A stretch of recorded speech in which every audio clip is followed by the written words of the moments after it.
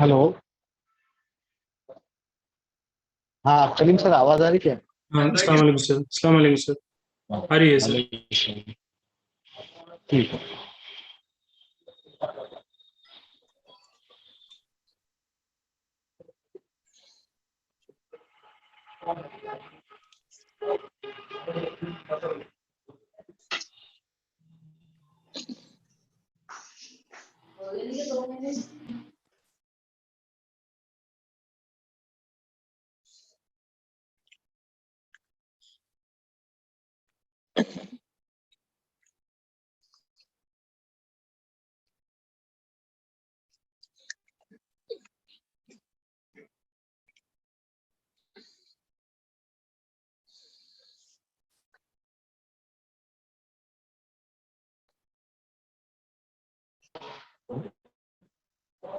अब क्या है?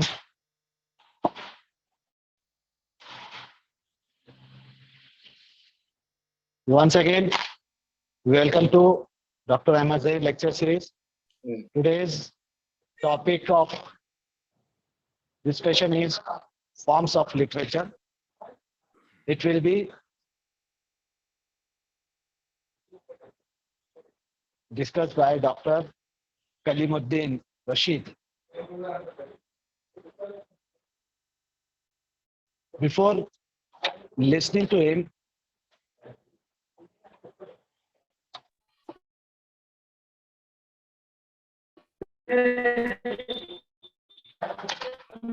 I am present brief Dr. Kalimuddin में MPhil PhD in English. He works as an assistant professor of English in Maulana Azad College of Arts, Science and Commerce. He has 14 years of teaching English language and literature at both UG and PG level. His research area of MPhil dissertation entitled Family as a Motif in Gloria Naylor, The Women of the Barrister Place, Days with the African.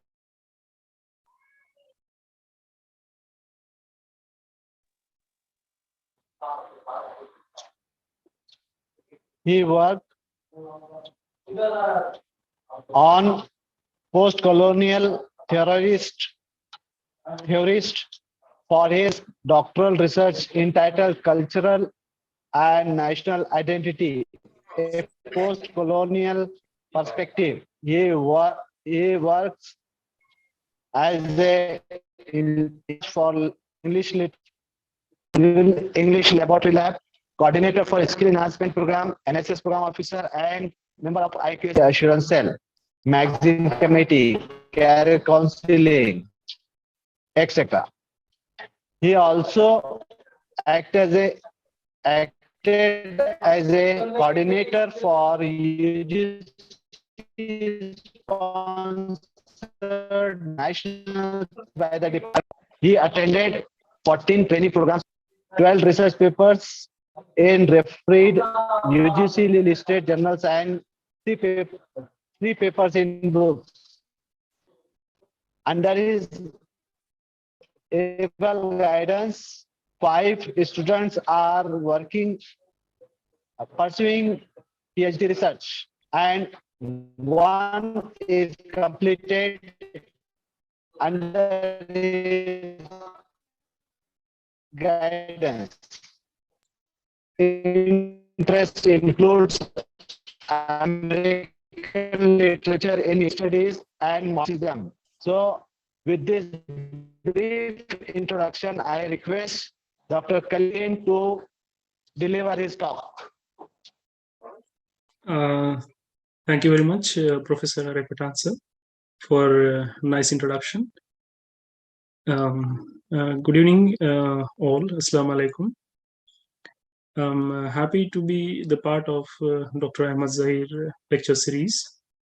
I take this opportunity to thank Honorable Principal Professor Mazhar Ahmad Farooqi sir, who is known internationally for his research credentials and encompass as a man of principles in administration and in terms of encouragement. Thank you, sir, for allowing me to engage this online lecture. Friends, I extend my thanks to Professor M.A. Bari, sir, Vice Principal of our college, Professor Aditi Bhattacharya, ma'am, Coordinator IQAC and Head Department of Microbiology. The organizing committee members, Professor Arif Patan, sir, in charge director, Dr. Rafiq Zakaria, Center for Higher Learning and Advanced Research. I also thank Professor Syed Sultan sir for the cooperation. Friends, the topic that I have selected today is forms of literature. Though most of you are not the student of literature, but still aware with the forms of literature, because we all are readers. We all are in the teaching profession. So we know what actually the literature is and what actually the forms of literature are. But being the teacher of language and literature, I think I must acquaint you all with the forms of literature. So I have selected this topic.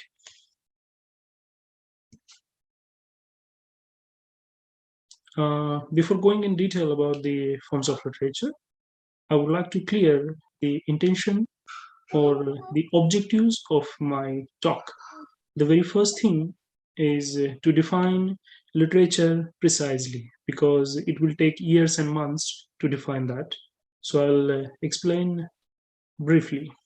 The second very important thing, I will differentiate between literary and non-literary forms of writing, because as you know, every writing that does not recognized as a form of literature or is a literature.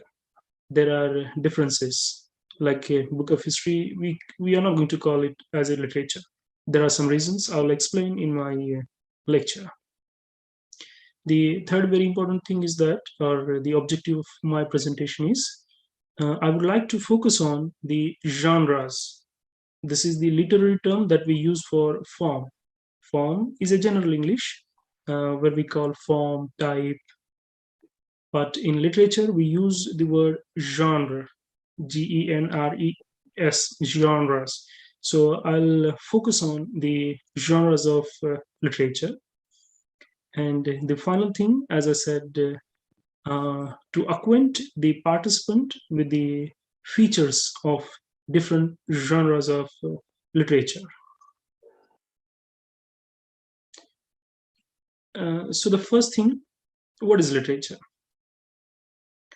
Can we call every writing or a book written in English is a form of literature? In some other languages also we can include. It doesn't mean that I'm here talking only about the English, but whatever the texts are written, can we call them as literary?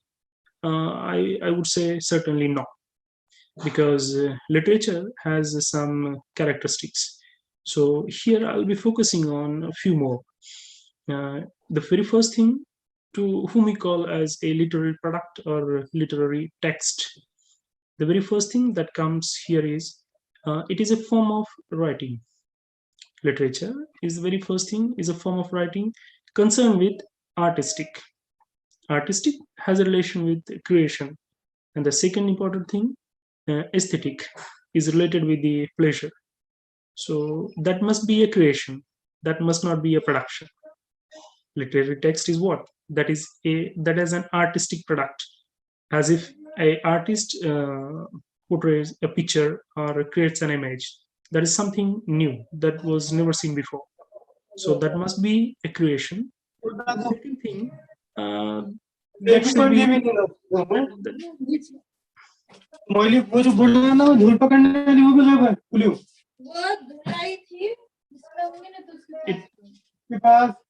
I request all the attendees to mute your mics, please. The first thing, it must be an artistic creation, and the second thing, it should be related with the pleasure principles. So literature offers pleasure, literature offers delight, or the sole purpose of any literary form is to entertain.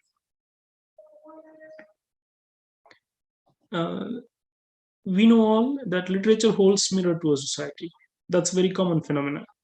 If you ask any teacher who reads and who studies language and literature, will certainly say literature is nothing but is a reflection of a society. Whatever is going on in the society or already happened in a society, it is projected through imaginary characters by the authors. I'm not using the term writer very specifically, is that there is a reason, because there is a tremendous difference between a writer and an author.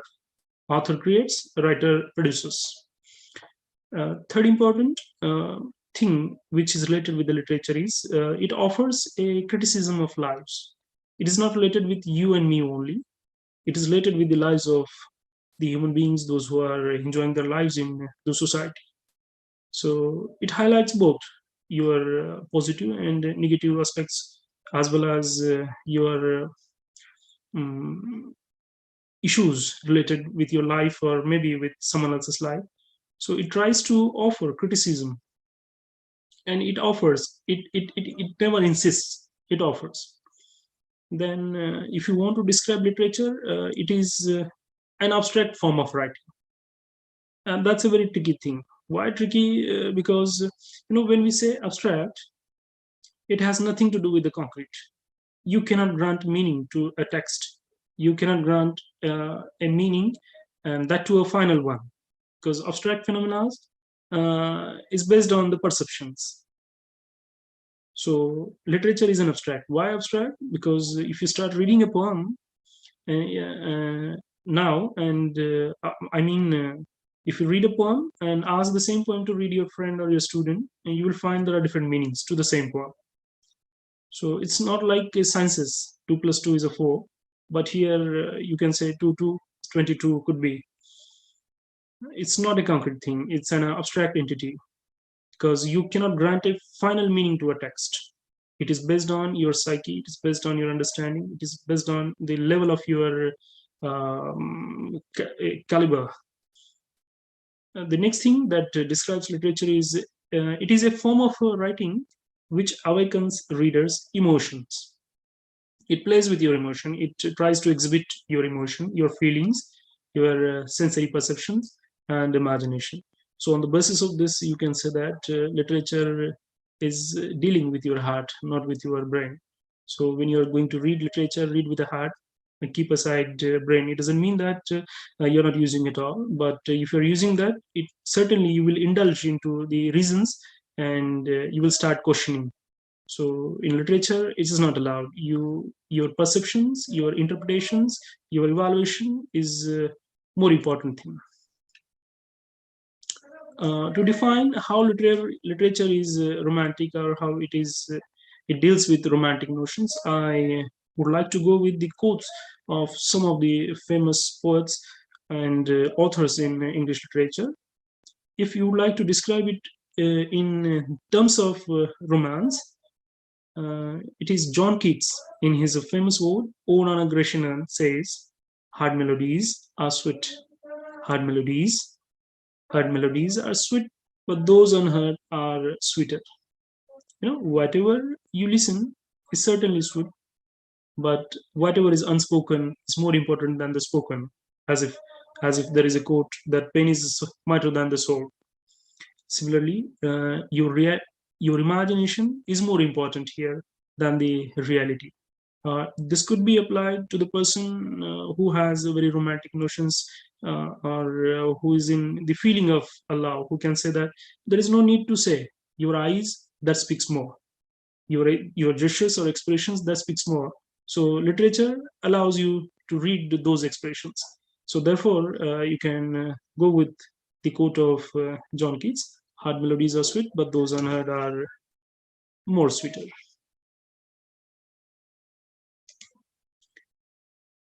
Literature is symbolic and imaginative in nature. As I'm telling you all, if you ask a teacher or a person what literature is, certainly they will say, literature is nothing but reading the lines. No, we are not reading only the lines, but we are reading the gaps, blanks left by the author in a text. So literature is not reading the lines. Literature is reading between the lines. Whatever is unspoken, whatever is not said by the writer, that we deal with that. We deal with that perception. We deal with that interpretation. So when you're reading a text, you're not only reading, you're reading the minds of those characters, you're reading the minds of those uh, scenes, or you're reading the minds of the person, those who are performing on the stage as well. So it is reading between the lines.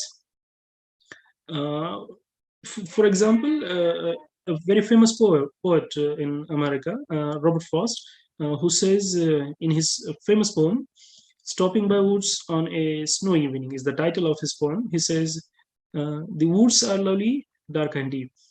The woods are lovely, dark and deep, but I have promises to keep, and miles to go before I sleep, and miles to go before I sleep." If you read these lines, you will find that the speaker in this stanza is talking about woods. Wood is all about a jungle, is a forest. And he's describing qualities like lovely, dark, deep. It is all the adjectives that he is using for that jungle. And similarly, he says, "I have some promises. I have some promises to keep, but miles to go before I sleep." So here, sleep is a metaphor. Why metaphor? Because the poet is not talking about the sleep; he's talking about death. He said, "I have a lot many things. I have a number of things to perform, to do before my death." So when you are reading the lines, you will not get the meaning. But if you start reading between the lines, certainly you will get the meaning, because not a single poet or an author who says, "My poem is based on this and this theme," or "My drama, this is the main theme of my drama." It is the writer, it is the reader who decides the meaning, not the writer. So it is in our hand to decide the meaning of that particular text. Literature is also suggestive. Why it is suggestive? Because it suggests. It says indirectly. And one of my famous texts is by George Orwell, is a novella entitled Animal Farm, in which George Orwell says, "All animals are equal, but some animals are more equal than the others." So don't go with the denotation, I'm sorry, go with the connotations of the quote, where he says, "All animals are equal, all human beings are equal, by in the eyes of God, but not in the eyes of society. There are some animals are more equal than the others on the basis of post, on the basis of positions, on the basis of caste and creed and color. You'll find there are differences." Similarly, in society, there is always a question that who you are, or what's your identity. So certainly there is a answer by Emily Dickinson, a great American poetess who composed more than 1800 poems. She says, "I'm nobody. I'm nobody. Who are you? Are you nobody too? Then there is a pair of us. Don't tell, they would advertise, and will banish us." So read, read these, get the suggestive meaning of these lines.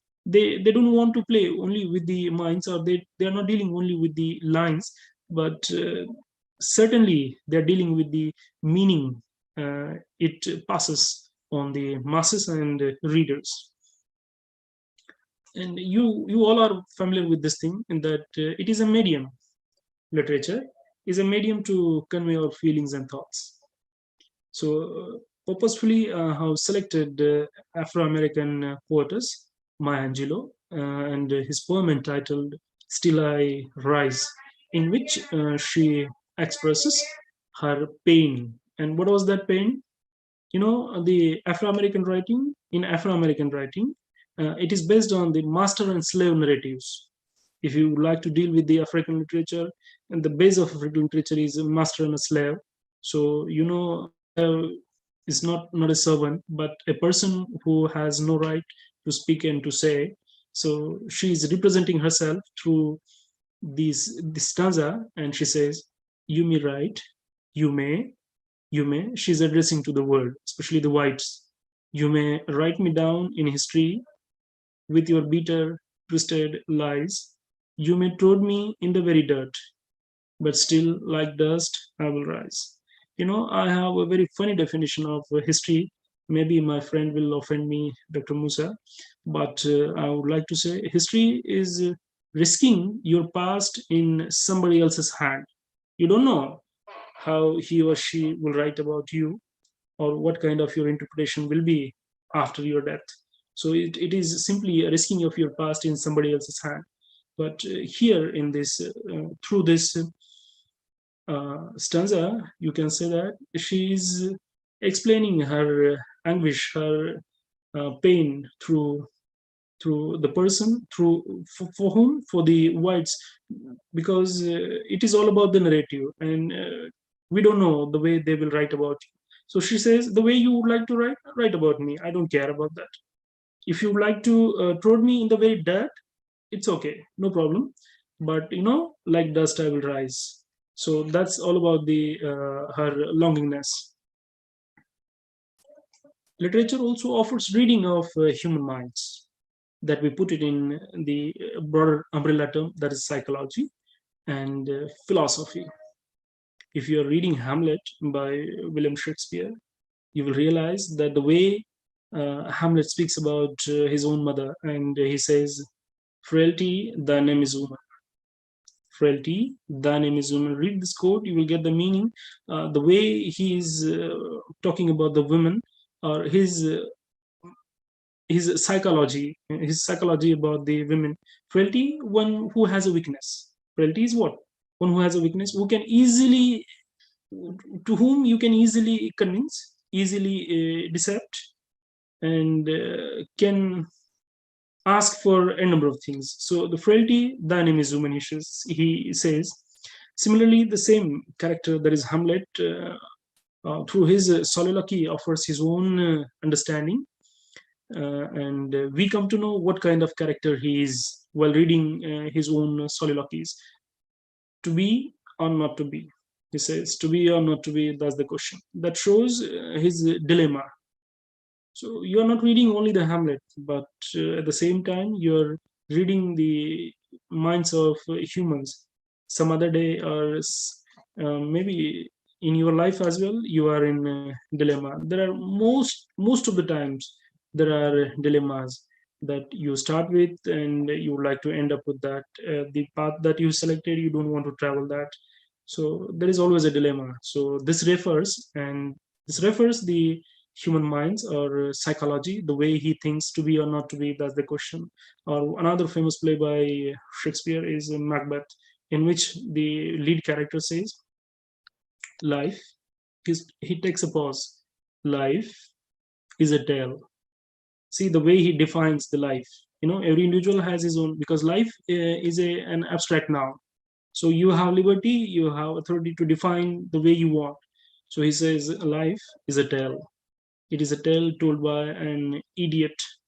Life is a tale told by an idiot, full of sound and fury, signifying nothing. You will not get anything. Though there is a sound, there is a fury, and but this is a tale told by an idiot, he says. And this line is referred by one of the famous American writer, William Faulkner, who is very famous for the southern writing of America. And his title of novel is Sound and Fury. So how important is this? You will come to know while reading that novel by William Faulkner. Whatever I have said, I don't want to go with only the quotes. maybe you will feel that I'm dealing only with the quotations and talking about literature. But to be more precise, you all reader, as I said, so maybe you are reading more text than me, but I would like to put it in short. Literature ignites your imagination. It entertains you as per, see, entertains as per your capacity, as per your caliber. Therefore, it never grows old. It goes beyond, it transcends the time. It goes beyond the time. That's the only thing, in life, we cannot conquer only one thing. That is the time. It always fleets. So there is a very famous quote by Horace, one of the famous poet. And that's in Latin. He says, "Carpe diem." Carpe diem. Carpe diem is what? Carpe diem is seizing the day, controlling your day. You cannot control the time, but certainly you can enjoy the time. So you must enjoy your time. That's the philosophy that he offers through that quote. Literature defamiliarizes you. That's one of the best quality of literary text is what? It defamiliarizes. How it defamiliarizes? When you start reading a text, it unravels the multiple layers of that text with different perspectives. If you're a religious person, certainly you will have a religious mindset and you will deal that with that text in a religious way. If you're a historian, you will find the historical facts in it. If you're a moral person, you will find the moral and immoral things in that text. So while reading for the first time, you cannot grant the meaning. It requires multiple readings. Read, for example, King Lear by Shakespeare and the multiple adaptations like Natasamrat in Marathi as a movie by in a Marathi based on King Lear. You will find King Lear is what? King Lear is all about the kingdom of King Lear. No, some other writer will say, no, no, no, it's not. It's not about the kingdom. King Lear is all about distribution of wealth among the daughters. Some other will say King Lear is not about wealth and the kingdom, but King Lear is certainly about the deception by the daughter, deception by the siblings, deception by the sisters. So, and it's all about the error in judgment. That is the word for error of judgment. It is Aristotle who says hamartia in Greek. Hamartia is a tragic flaw. You are not, others are not responsible for tragedy. You yourself is responsible for your own tragic flaw or your tragic death. So that is hamartia. So what I mean here is, while reading a text, one perspective will not do. You need to know n number of perspectives, and those perspectives will help you to understand that text. So you must be a good linguist. You must know the literary theories like structuralism, post-structuralism, modernism, postmodernism, response theory. Whatever theory that you know well, you will interpret the text the way you know that theory. So each text has multiple layers, and it is the reader that, according to his or her capacity or his or her own caliber, that they start revealing that text and deciding the meaning to that text. So therefore, I said it is not in the hand of author, but it is in the hand of reader. Then it is creative. Literature is what? It's a creation. It's not a production. It's a creation. It at times is a critical. It develops your analytical thinking. It enhances the perceptions of understanding of human beings.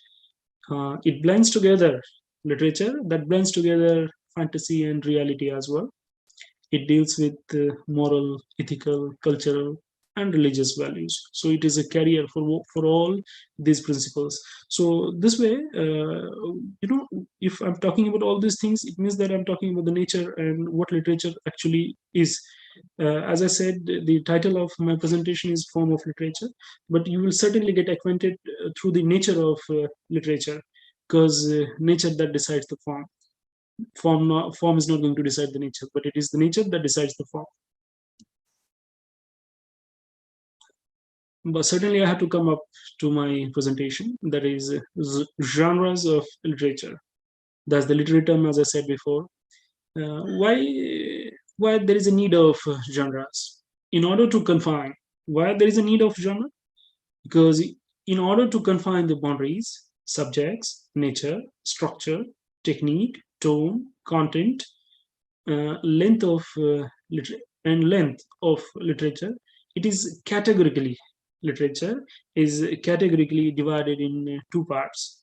That's a broad that we can call as an umbrella term, uh, verse and a prose. That's the best thing to categorize literature in two parts. One is verse, another is prose. Verse is a form of writing, and prose is also a form of writing. But what's the major difference between these two? Verses in it's in verse you will find lines, symbolic content, more figurative language, and at the same time complex and abstract. Therefore, it requires multiple readings. For what? For verse. And if you're dealing with the prose, it consists sentences. And as I have said, in verse there are lines. As I said, you there is a difference between the line and a sentence. In line, there is line doesn't offer a clear-cut meaning, but at the same time, it is sentence that offers a clear-cut meaning. Why? Because sentence consists of the structure of a sentence is subject, verb, object, complement. There are 7 types of structures of a sentence. So on the basis of that, you can grant a meaning, but on the basis of lines, you cannot grant the meaning. So therefore, while reading a poetry, you need to read at least 2 lines, 3 lines, or a stanza at least, and then you can grant the meaning to that stanza. Otherwise, you will not be able to get the meaning what actually that poet tries to convey. But while reading a prose, for example, you're reading a prose lesson, you reading first line or reading first sentence will get a meaning. What does that mean? It means that the language of prose is very easy, very general, and easy to understand. On the other hand, the language of verse is difficult to grasp, because it includes figurative language. As I said, it includes figures of speech, includes metaphor, it includes simile, it includes personification, and a number of things. There are 15 the figures of speech, generally. It includes imagery, so it makes difficult words to understand. On the other hand, while reading prose, you will enjoy, because there will be no more difficult words, or then there will be no synecdoche, inversion, and metaphor. But certainly you will reading, for the first reading you will get the meaning. So therefore, a book of history or the book of political science, for reading for the first time, you will get the meaning. But remember the poem that you read when you were in 10th, 12th, or in your graduation, and read the poem today. You will feel that the poem is offering me a different meaning now. So as I said, it's not going too old. Poetry, literature never grows old. Literature always grows young. Literature that has a quality. So therefore, what is literary and non-literary, according to me, what I believe is, uh, the literature has literariness. It has the aesthetic. It is based on the aesthetic creation, and at the same time artistic creation as well. On the other hand, non-literary text, it is simply a production. It is by the writer. It is not by the author. Okay, but we have to discuss poetry as a genre of literature, and that's the one of the oldest form of literature. Poetry is one of the oldest form of literature, and it is distinct. Distinct means it has some qualities, features that can easily recognizable from novel, from the romance, from the science fiction, or from film. Why you can easily discriminate? Because it is highly imaginative. It is form of abstract writing, as I said, because it is not a concrete. It is symbolic, it is rhythmic. Therefore you can sing. Therefore you can sing a poem and can keep in mind. You cannot keep in mind the prose lessons for a longer days or for longer years. uh, it is artistic creation. One more thing before going in detail is this, in these things, is that you can categorize poetry in two parts, or there are two poles. One is subjective and other is objective. Poetry is subjective, and at the same time poetry is objective. There are different forms. There are different forms of poetry as well, or we can call in literature as different genres. But you can sum up poetry in two words. That is, poetry is subjective and objective. What does mean? Subjective is related with the self, related with you, where there is a speaker, where there is a poet says I, that comes I, that is subjective. And whenever and wherever you are talking about others, that is objective. So poetry, you can categorize in two parts. One is subjective and other is objective, but when you're talking about poetry, you must not forget, you cannot forget the definitions by the eminent poets in English literature, especially William Wordsworth. He says poetry is what? Poetry is the spontaneous. See the way he defines poetry. Poetry is the spontaneous overflow of powerful feelings. It is a spontaneous overflow of powerful feelings. It takes its origin from emotion recollected in tranquility. Tranquility is a calm, is a state of mind where you are at peace.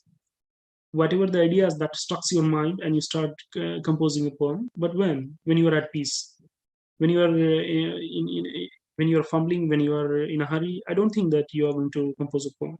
But whatever the ideas that stuck your mind, and the object on which you are going to compose a poem, certainly you will compose that while sitting at peace, or when you are calm and cool.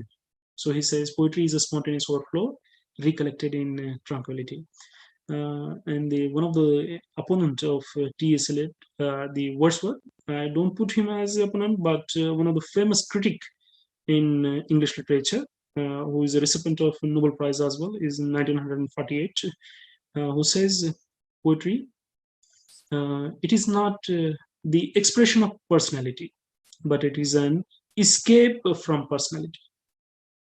When we see an object, for example, when we see a rose and you're composing a poem, or a brook or a river, and you start composing a poem on it, what does this mean? You are expressing your ideas about that river. T.S. Eliot says no, you are not expressing your ideas, but whatever the ideas that are coming to your mind, you are trying to escape from those thoughts. You are making your mind empty. You are making your mind empty while putting those thoughts on a paper. So he says poetry is not the expression of personality, but it is an escape from personality.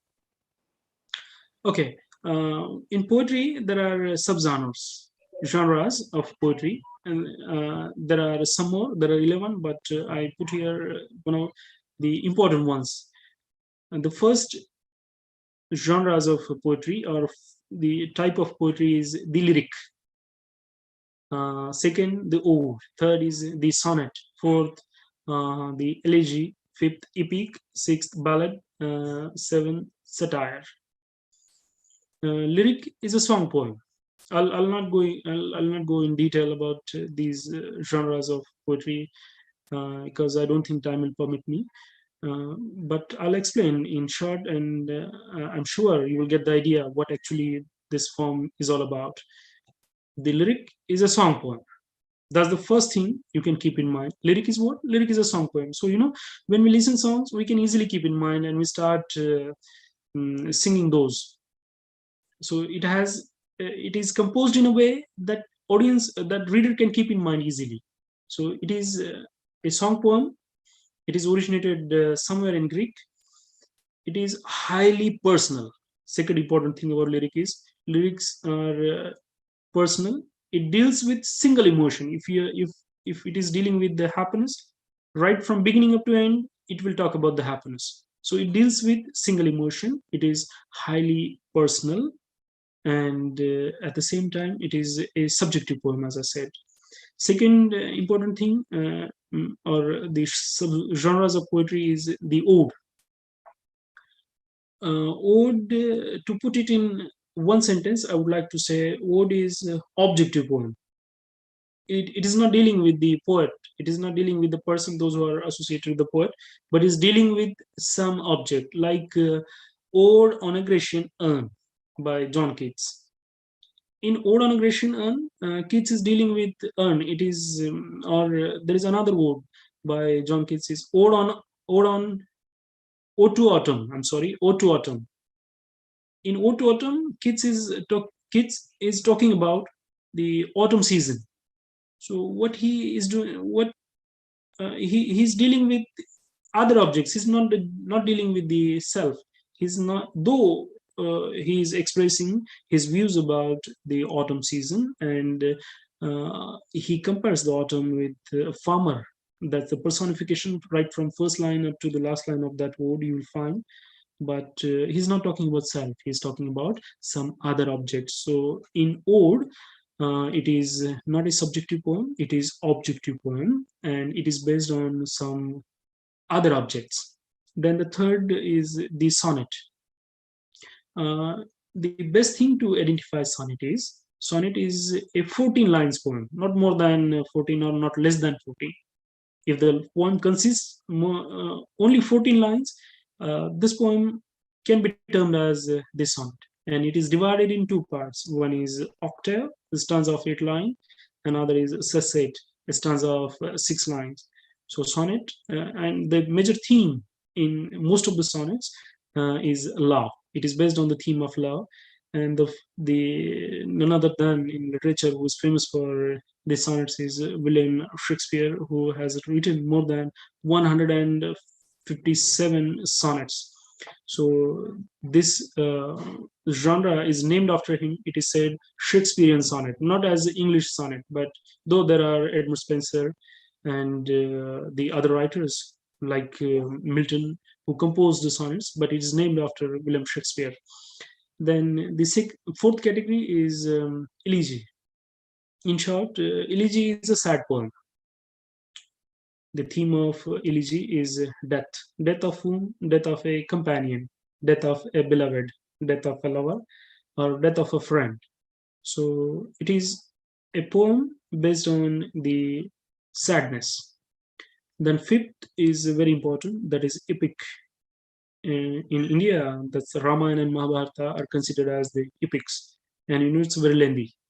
When you start reading Ramayana and Mahabharata, you'll find it takes time, and it certainly will take and has to take, because if you want to know the story, it will take time through your reading. So epic is a long narrative poem.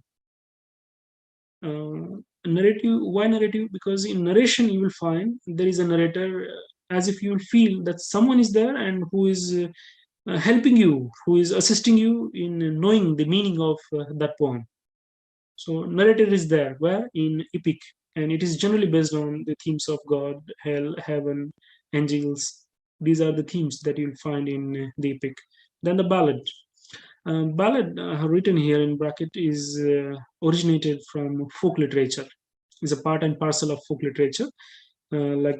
Just think about the person who is living in Rajasthan. You will find it's very rich for the folkloric literature or for folk culture. Even in Maharashtra, also in village area, you will find the people, especially those who ask for some food or some money, they will entertain you while singing. So ballad is a song. Ballad is a song, but what kind of a song? Well, it has an intention. It has an intention to entertain, to glorify a historical person. Then the final thing is, or the final genre of poetry is the satire. The problem with satire is that you can find satire in both, in verse and prose. The meaning of satire is comment, the poetry which includes the comment. And comment on what? Comment on your nature, comment on your follies, comment on your voices, VIC voices.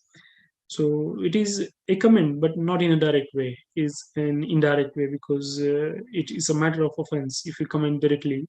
So satire is a form of writing which comments on your follies, which comments on your mistakes, your voices, and that can be found both in prose and verse. And the famous example is Absalom and Achitophel by John Dryden, or John Bunyan's The Pilgrim's Progress. Or if you like to read prose that is satirical in nature, read Animal Farm by George Orwell. You will realize what kind of the language that satirist uses. When we are dealing with drama as a genre, that's the second category of literature.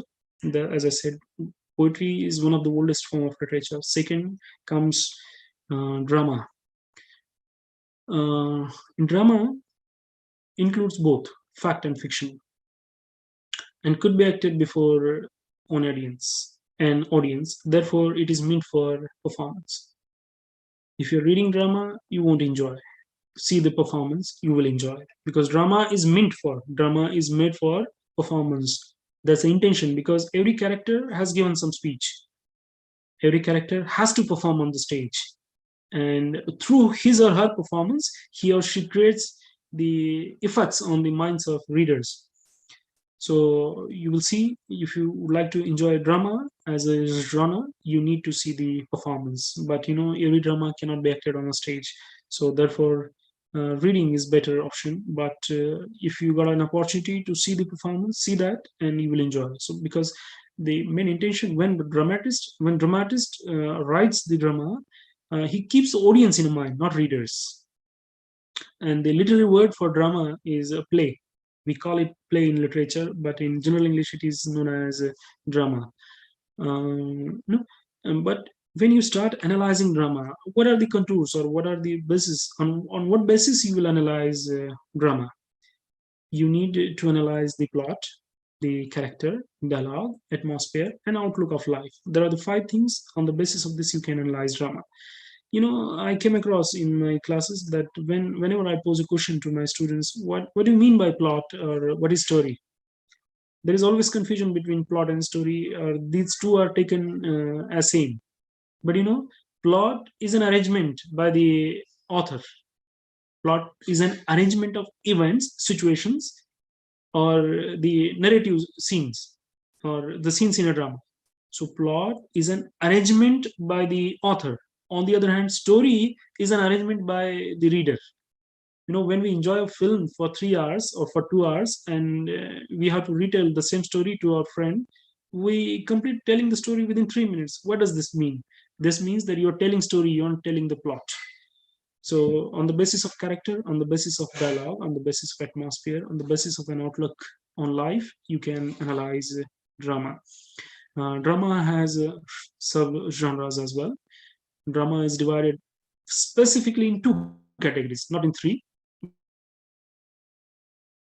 Dramas, you'll find there are only tragedies in Greeks, but later on, after BC, you will find the comedy is a new invention. Comedy, you will find after 17th century, not before that. There was no invention of comedy. So therefore, in Aristotle's Poetics, there isn't a single word about comedy.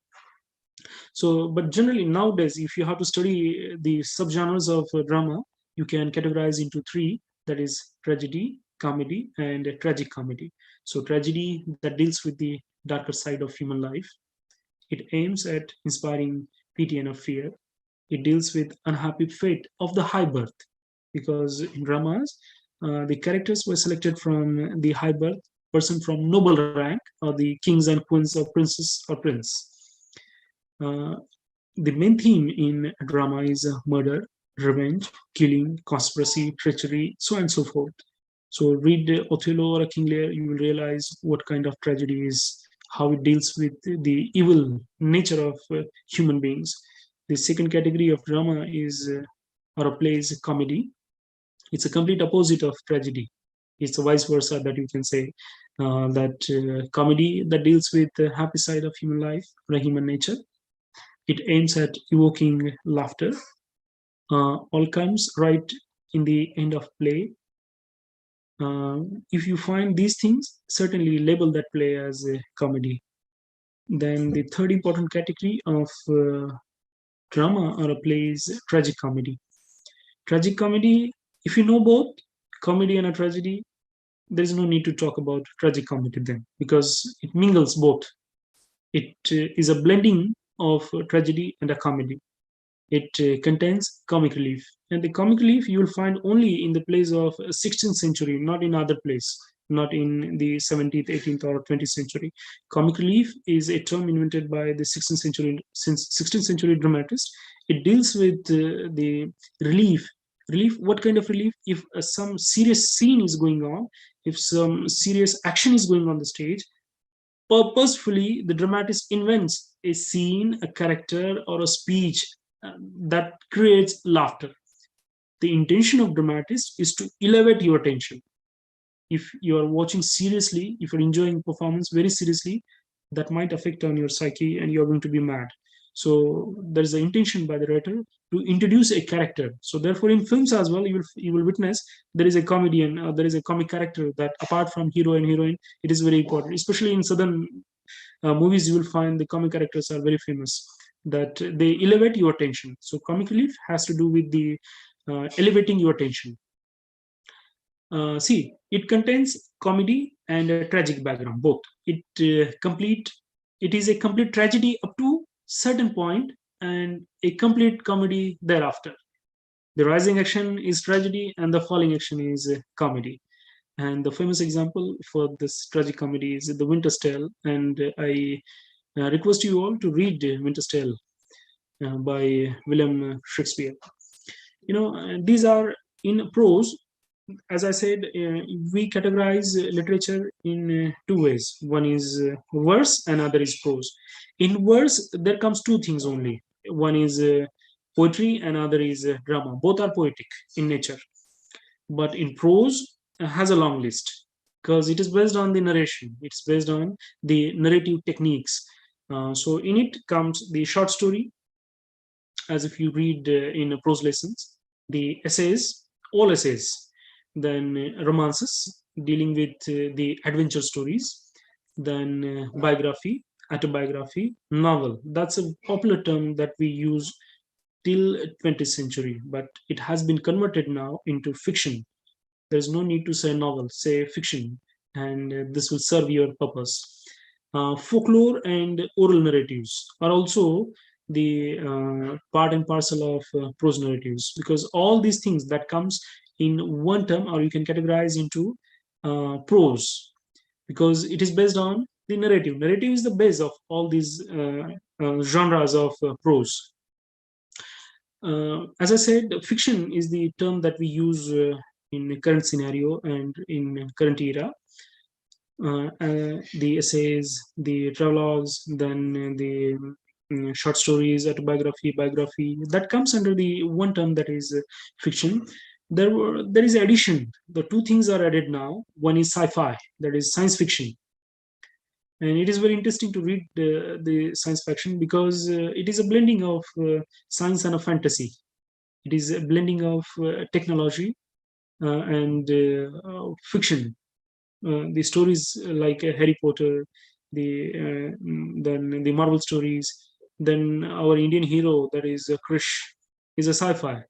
And the recently, some of the universities have added film as one of the forms of literary genres, because what literature does, the same thing that you will find in a film, because film also try to exhibit the culture, people, then trains, then moral, ethical, and all the things that you came across in a society, or all things that you find in a society that has been represented in a film. It tries, no doubt there are some specific films as well, but in general it tries to cover the most of the things as the authors tries to cover. So it has been added as one of the forms of literary genres. And so nowadays you can put literature in two terms. One is fiction and other is non-fiction.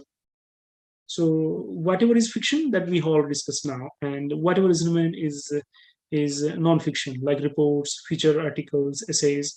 Why essays? Because if you're talking about subjective and objective, again there are the two things. If I have been asked to write an essay that if I were the Prime Minister of India, that I'll try to think, that is my perception. So it is going to be literary.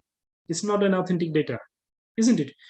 So essays, again, that comes under the level of non-fiction, historical works, and so on. There are 2 more minutes again, but I would like to read this content for you all. Why should we study literature? Literature enhances your creativity, level of understanding. It is a medium to transmit, disseminate cultures, customs, traditions, identities.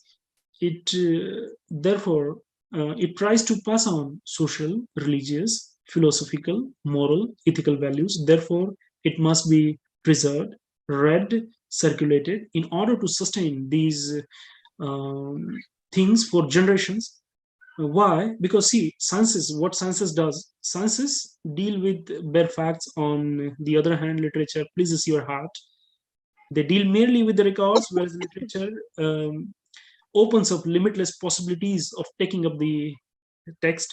It offers freedom in deciding the meaning to a text and allows the readers to analyze and fix meaning to a text. Therefore, in recent literary studies, as I have mentioned, it is Roland Barthes who says, is a post-structuralist, who says there is no need of author. As soon as the author or writer composes the text, there is a death of author. And whose duty gets starts? There is a birth of reader who starts deciding the meaning of the text.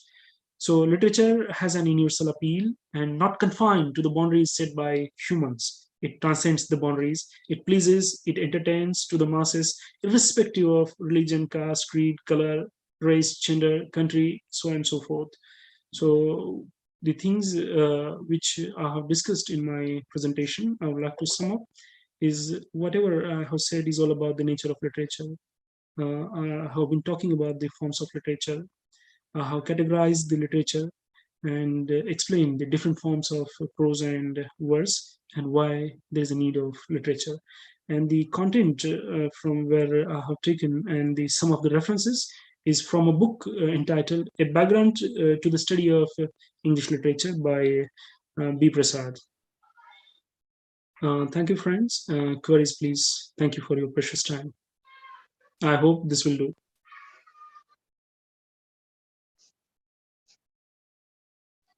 Is there any question? Is there any query that you have? Feel free to ask. We'll have an extended discussion.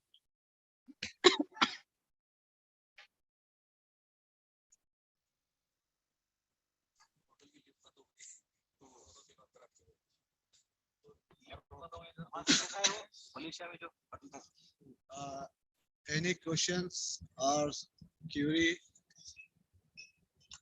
then participants can unmute themselves and ask their questions.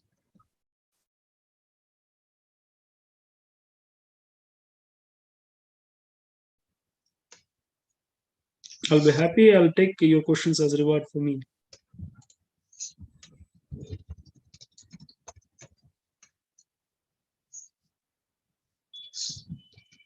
Thank you, Kalim sir. You're welcome, Now, sir. as the last part of the program, on behalf of the organizing committee, series coordinator, Professor Syed Sultan, and myself, convener of this series, Dr. Ari Pathan. Thanks all the participants, and especially we are thankful to the principal, Dr. Mazhar Ahmad Farooqi, IUKC coordinator, Professor Aditi Bhattacharya, Vice Principal Muhammad Abdul Bari, and our esteemed colleagues in the institution. Thank you, Thank you. one and all. Thank you all. I'm Have also a nice thankful evening. to the guest speaker, Dr. Kalimuddin, for delivering a nice lecture in a simple and lucid language. Thank you very much, sir. Thank Thank you very you, much. one You are and all. welcome. Thank you. Have a nice evening. Thank you.